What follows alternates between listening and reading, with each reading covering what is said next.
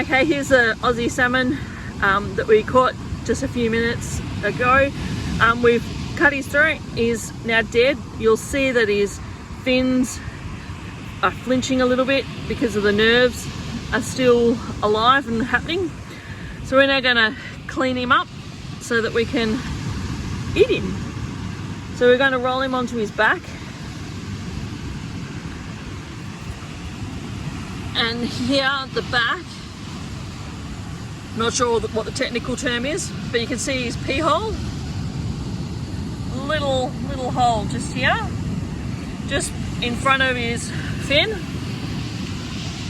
We stick the front part of the blade in that hole, and you don't want to cut right down. You just want to cut about 5 mil under the skin from that hole in between these fins and up to the top here.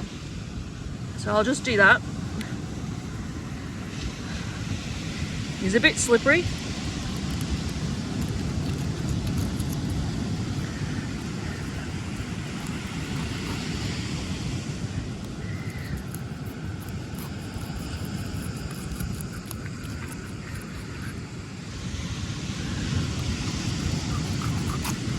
There we go. Probably should have sharpened the knife.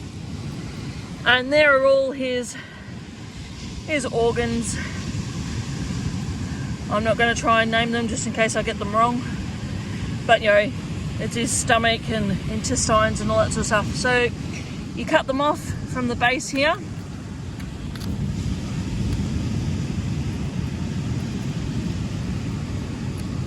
And you just take them out and put them in your bucket.